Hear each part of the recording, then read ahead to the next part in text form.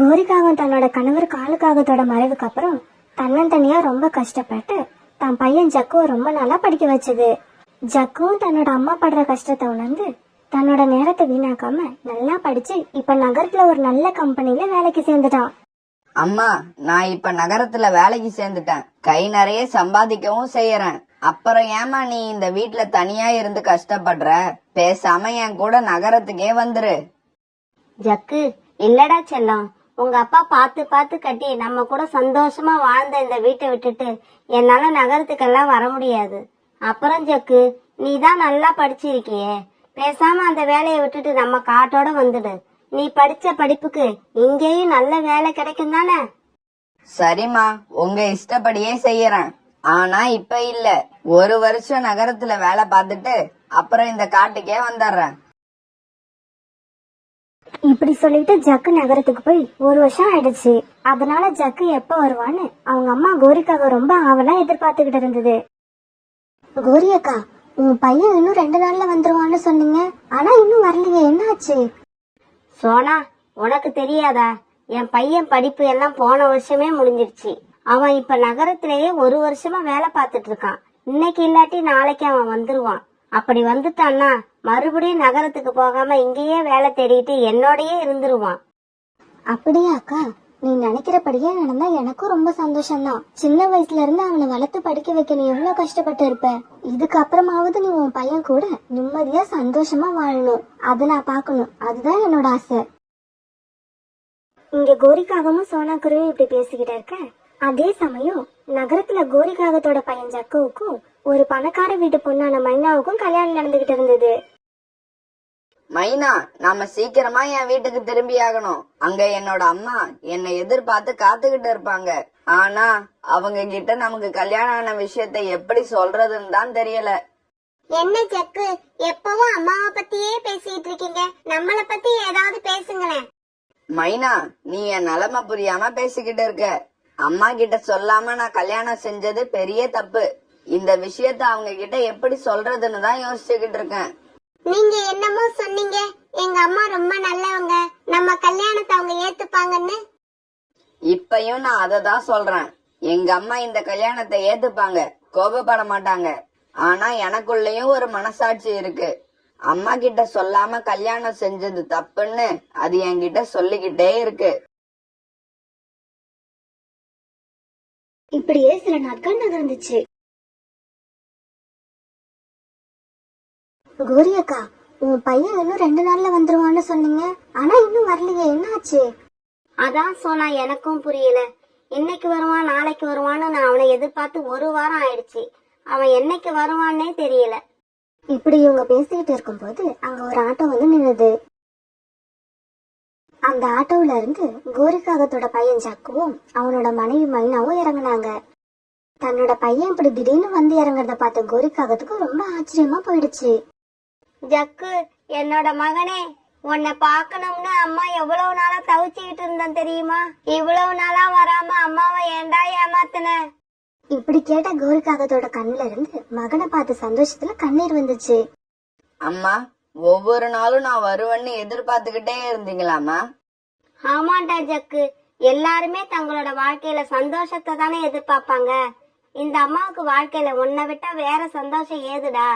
Jug, உன் கூட வந்திருக்க இந்த பொண்ணு யாரு? இந்த பொண்ணு வந்துமா, இது கோரிக்காக கேட்ட கேள்விக்கு ஜக்கு பதில் சொல்லல. ஜக்கு பதில் சொல்ல தடுமாறினதை பார்த்த மைனாவே இப்ப பேச ஆரம்பிச்சது. அம்மா, என் பேரு மைனா, நான் ஜக்குவோட மனைவி. கொஞ்ச நாளைக்கு முன்னாடிதான் எங்களுக்கு கல்யாணம் ஆச்சு. மைனா இப்படி சொன்னதை கேட்ட கோரிக்காகத்துக்கு ரொம்ப அதிர்ச்சி ஆயிடுச்சு. இருந்தாலும் கோரிக்காக அந்த அதிர்ச்சியை வெளிக்காட்டிக்கல. ஆனா சோனாவால அப்படி இருக்க முடியல. என்னடா ஜக்கு இப்படி பண்ணிட்ட? நீ ஊர்ல இருந்து திரும்பி வந்ததும் உனக்கு எப்படி எல்லாம் கல்யாணம் பண்ணணும்னு உங்க அம்மா யோசிச்சுக்கிட்டு இருக்காங்க தெரியுமா? இப்படி ஊர்ல இருந்து வந்ததும் வராததுமா உங்க அம்மாவோட கனவை உடைச்சு எரிஞ்சிட்ட. இன்னும் மீதி இருக்கிற கனவு எல்லாத்தையும் என்னென்ன பண்ண போறியோ? இப்படி சொன்ன சோனாக்குருவி பிறகு அந்த இடத்த விட்டு பறந்து போச்சு. சரி ஜக்கு, உன் மனைவியை அழைச்சுக்கிட்டு வீட்டுக்குள்ள வா. மைனா, முதல் முறையா வீட்டுக்குள்ள வார, எல்லாமே நல்லபடியா நடக்கணும்னு கடவுளை வேண்டிக்கிட்டு வலது காலை எடுத்து வச்சு வாமா.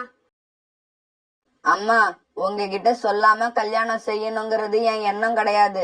இருந்தாலும் மைனாவோட அப்பா அவசரப்பட்டதால இந்த கல்யாணத்தை உடனே செய்யற மாதிரி வந்துருச்சு. தயவு செய்து என்ன மன்னிச்சிடுங்கம்மா. ஜக்கு, நீ இந்த கல்யாணத்தை செஞ்சதால நான் உன்னை தப்பா நினைக்கல. இருந்தாலும் எனக்கு ஒரு வார்த்தை சொல்லி இருந்தா அந்த கல்யாணத்துல நானும் ஒரு மூலையில வந்து நின்னு உனக்கு அச்சதை போட்டு வாழ்த்திருப்பேன். அந்த சந்தர்ப்பத்தை கூட எனக்கு நீ கொடுக்கலையேன்னு நினைச்சாதான்டா ரொம்ப வருத்தமா இருக்கு. அத்தை, உங்க பையன் ஜக்கு சாதாரண பொண்ண கல்யாணம் பண்ணல. எங்க அப்பா யார் தெரியுமா? பெரிய பணக்காரர். 2 ஃபேக்டரி சொந்தமா வச்சிருக்காரு. வேலைக்கெல்லாம் போக வேண்டாம், இந்த ஃபேக்டரிய பாத்துக்கிட்டா போதும்னு ஜக்கு கிட்ட சொன்னேன். ஆனா இவர் தான் கேட்கவே இல்ல. அம்மா கூட தான் இருப்பேன்னு சொல்லி இங்க வந்துட்டாரு. மைனா, உன்னை கல்யாணம் பண்ணினா சந்தோஷமா இருக்கலாம்னு நினைச்சுதான் என் பையன் உன்னை கல்யாணம் பண்ணிருக்கான். அவனோட நினைப்பு வீண் போகாம நீங்க 2 பேரும் சந்தோஷமா வாழணும்னு அந்த கடவுள்கிட்ட நான் பிரார்த்தனை பண்ணிக்கிறேன். பிறகு அந்த காட்டுலயே ஒரு ஃபேக்டரியில ஜக்கு தனக்கேத்த மாதிரி ஒரு வேலையை தேடிக்கிட்டான். மறுநாள் பொழுது விடிஞ்சிச்சு.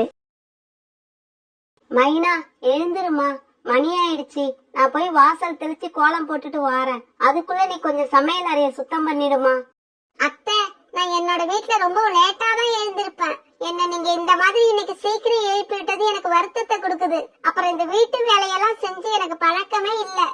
தான் மருமக மைனா இப்படி சொன்னதும் வழக்கம் போல எல்லா வீட்டு வேலைகளையும் கோரிக்காகவே செய்ய ஆரம்பிச்சது.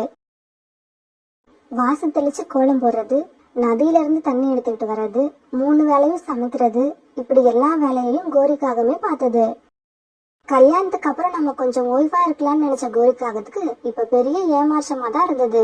இருந்தாலும் தன்னோட மகன் ஜக்கு கிட்டயும் மருமக மைனா கிட்டயும் கோரிக்காக இதை காட்டிக்கவே இல்ல.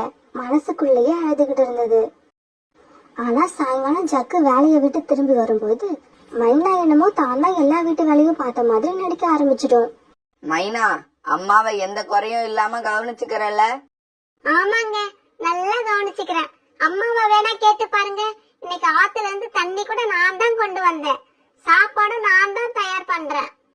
ஆமா ஜக்கு, மைனா தான் எல்லா வேலையும் பாக்குறா. என்ன எந்த வேலையும் பார்க்க விடுறது இல்ல. ரொம்பவும் எதிர்பார்ப்போட காதல் திருமணம் பண்ணிட்டு வந்த தன்னோட மகனோட வாழ்க்கையில நம்மளால எந்த சண்டையும் வரக்கூடாதுங்கிறதுல கோரிக்காக ரொம்ப கவனமா இருந்தது. அதனாலேயே தான் மருமகளை பத்தி தான் மகன் கிட்ட எந்த குறையும் சொல்லாம எல்லாத்தையும் மூடி மறைச்சது. பிறகு ஜக்குவுக்கு மைனா சாப்பாடு எடுத்து வைக்க ஜக்கு அந்த சாப்பாட்டை சாப்பிட்டுச்சு. அம்மா, இந்த சாப்பாட்டை நீங்க சாப்பிட்டு பாத்தீங்களா? இதோட டேஸ்ட் நீங்க செய்யற மாதிரியே இருக்கு. ஆமா ஜக்கு, அம்மா எப்படி எப்படி சமைச்சா உனக்கு பிடிக்கும்னு எல்லாத்தையும் மைனாவுக்கு சொல்லி கொடுத்திருக்க. ஒரு நாள் கோரிக்காகும் தான் மருமக மைனா கிட்ட இப்படி சொல்ல ஆரம்பிச்சது. மைனா, நீதான் வீட்டு வேலை எல்லாத்தையும் செய்யறன்னு ஜக்கு உண்மையிலேயே நம்பிக்கிட்டு இருக்கான். ஆனா அவனுக்கு என்னைக்காவது ஒரு நாள் உண்மை தெரிஞ்சதுன்னா மனசளவுல ரொம்ப உடைஞ்சு போயிடுவான். அதனால நான் என்ன சொல்றேன், நீ கொஞ்சம் கொஞ்சமா ஒவ்வொரு வேலையா கத்துக்கோ. நீ இப்படி செஞ்சன்னா ஜக்குவுக்கு உண்மை தெரியறதுக்கு முன்னாடியே நீ எல்லா வேலையுமே கத்துக்கலாம். அத்தை, இப்படி வீட்டு வேலை செய்யறதுல எல்லாம் எனக்கு கொஞ்சம் கூட இஷ்டமே கிடையாது.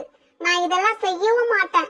மீறி என்ன செய்ய சொல்லி நீங்க கட்டாயப்படுத்துனீங்கன்னா ஜக்குவை இங்கேயே தனியா விட்டுட்டு நான் எங்க அம்மா வீட்டுக்கு போயிடுவேன். வேண்டாமா, வேண்டாம். நீ எந்த வேலையும் செய்ய வேண்டாம், கத்துக்கவும் வேண்டாம். நான் உயிரோடு இருக்கிற வரைக்கும் எல்லா வேலையும் நானே பாக்குறேன். ஆனா ஜக்குவை விட்டுட்டு மட்டும் எங்கேயும் போயிடாத. சரி சரி, நீங்க சொன்ன மாதிரியே செய்யறேன். நான் கொஞ்சம் அருவிக்கரை வரைக்கும் போய் காத்து வாங்கிட்டு வாரேன். நீங்க அதுக்குள்ள சமையலை முடிச்சு வச்சிருங்க. இப்படி சொன்ன மைனா பிறகு அருவிக்கரையை நோக்கி பறந்து போச்சு. பிறகு கோரிக்காக வீட்டை சுத்தம் பண்ண ஆரம்பிச்சது. அந்த சமயத்துல சோனா குருவியும் ராணிபுறாவும் கோரிக்காகத்தை பார்க்க வீட்டுக்கு வந்தாங்க. என்ன கோரியக்கா, வீட்டு வேலையெல்லாம் நீங்க தான் செய்யறீங்களா? உங்க மருமக மைனா எங்க? அதுவா, மைனாவுக்கு உடம்பு சரியில்லை, படுத்திருக்கா. அதனாலதான் நான் இப்ப வீட்டை சுத்தம் பண்ண ஆரம்பிச்சேன். இல்லன்னா என் மருமக என்ன ஒரு வேலையும் செய்ய விட மாட்டா. கோரியக்கா, இந்த மாதிரி பொய் சொல்றது எல்லாம் ஜக்குவோட நிறுத்திக்கங்க. எங்க கிட்ட பொய் சொல்ல வேண்டாம். உங்க மருமக மைனா அருவிக்கரையில உட்காந்து காத்து வாங்கிட்டு இருக்கத பாத்துட்டு தான் நானும் ராணிபுராவும் இங்க வரோம். இதை கேட்ட கோரிக்காக எதுவுமே பதில் பேச முடியாம மௌனமா அழுதுச்சு. அன்னைக்கு சாயங்காலம் ஆச்சு. வேலையை முடிச்சிட்டு வீட்டுக்கு திரும்பிக்கிட்டு இருந்த ஜக்கு அருவிக்கரையில உட்கார்ந்து இருந்த தான் மனைவி மைனாவை பார்த்துட்டு அங்க போச்சு. மைனா, நீ என்ன இங்க வந்து உக்காந்துருக்க? வீட்ல அம்மா தனியாவா இருக்காங்க? ஆமாங்க, வீட்டு வேலையெல்லாம் இப்பதான் செஞ்சு முடிச்சேன். எனக்கு ரொம்ப கலப்பா இருந்தது. அத்தை தான் நீ கொஞ்ச நாள் அருவிக்கரையில போய் உட்கார்ந்து காத்து வாங்கிட்டு வான்னு சொல்லி அனுப்பி வச்சாங்க. சரி வா வீட்டுக்கு போவோம், இருட்ட ஆரம்பிக்க போகுது. பிறகு ஜக்குவும் மைனாவும் தங்களோட வீட்டுக்கு வந்தாங்க.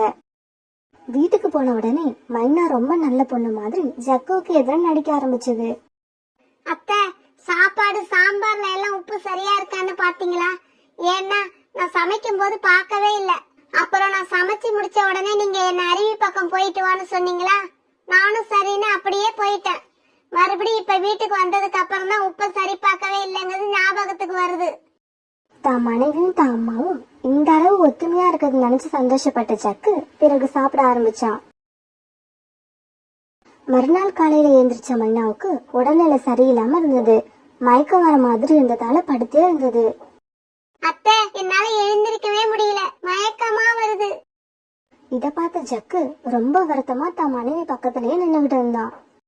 மைனா, நீ பயப்படாத, தைரியமா இரு. உன் உடம்புக்கு ஒன்னும் இல்ல. நீ முட்டையிட போறேன்னு நினைக்கிற. அம்மா இப்படி சொன்னதை கேட்ட ஜக்கு இப்ப ரொம்ப சந்தோஷமானா. அம்மா, அப்படியா? நான் அப்பாவாக போறேனா? நீங்க பாட்டியாக போறீங்களா? ஆமா ஜக்கு, நீ இத பத்தி எதுவும் கவலைப்படாம வேலைக்கு கிளம்பு. அம்மா மைனாவை கூப்பிட்டுக்கிட்டு பருந்து டாக்டர்கிட்ட போயிட்டு வரேன். அம்மா இப்படி சொன்ன உடனே ஜக்கு ரொம்ப சந்தோஷமா கிளம்பி வேலைக்கு போனான். மைனா, மெதுவா கிளம்பு, நம்ம டாக்டர் வீடு வரைக்கும் போயிட்டு வருவோம். அத்தை, நீங்க சொன்ன மாதிரி ஒரு வேளை இப்ப நான் மாசமா இருந்தேன்னா எனக்கு அந்த குழந்தைய பெத்துக்கிறதுல விருப்பமே இல்ல. மைனா, என்னம்மா சொல்ற? ஏன் இப்படி எல்லாம் பேசுற? அத்தை, இப்பவே நான் குழந்தை பெத்துக்கிட்டா எப்படியும் என்னோட 3 வருஷ வாழ்க்கை அதை கவனிக்கிறதுலே போயிடும். என்னால நிம்மதியா இருக்க முடியாது. அதனால சொல்றேன், இப்ப நான் குழந்தை பெத்துக்கல. மைனா, இப்படி எல்லாம் பேசாதம்மா.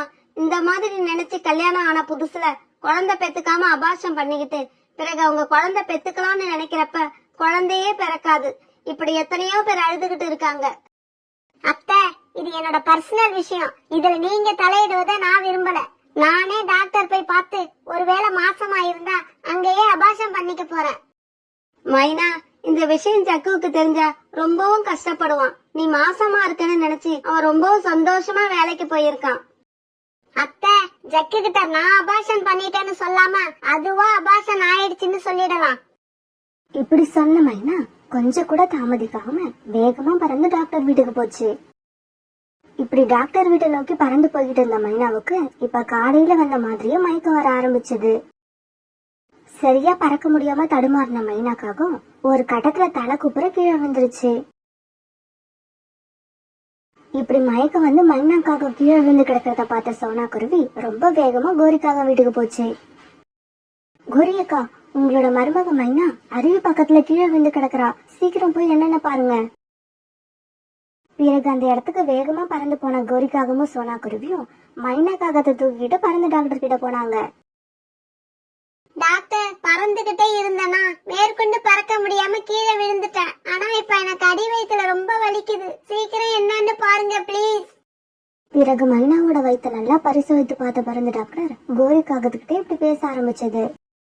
கோரி, மயக்கமாகி கீழே விழுந்ததுல உங்க மருமக வயித்துல பலமா அடிபட்டு இருக்கு. இப்ப இருக்க கண்டிஷன்ல முட்டையோட கருவை கலைச்சாதான் உங்க மருமக உயிரை காப்பாத்த முடியும். கருவை காப்பாத்தணும்னு நினைச்சீங்கன்னா உங்க மருமக உயிருக்கு ஆபத்து. பருந்து டாக்டர் இப்படி சொன்னதை கேட்டதும் கோரிக்காகத்துக்கு ரொம்ப அழுகியா வந்துருச்சு. வேண்டாம் டாக்டர், வேண்டாம். எங்களுக்கு இப்ப குழந்தையே வேண்டாம். எப்படியாவது என்னோட மருமக உயிரை காப்பாத்திருங்க.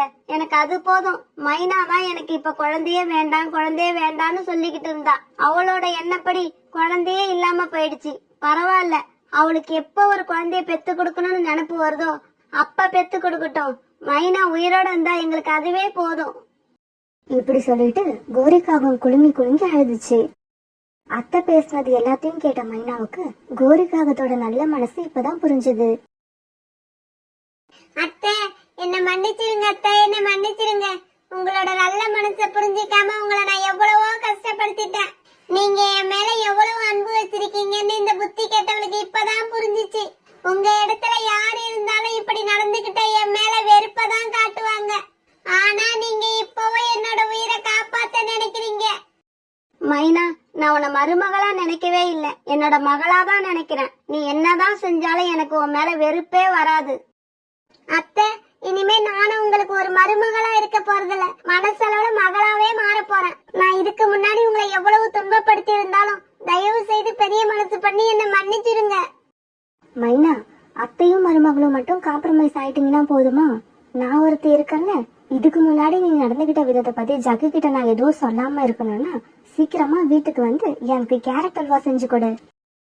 சோனா இப்படி சொல்ல அங்க இருந்து எல்லாருமே ரொம்ப சந்தோஷமா சிரிச்சாங்க.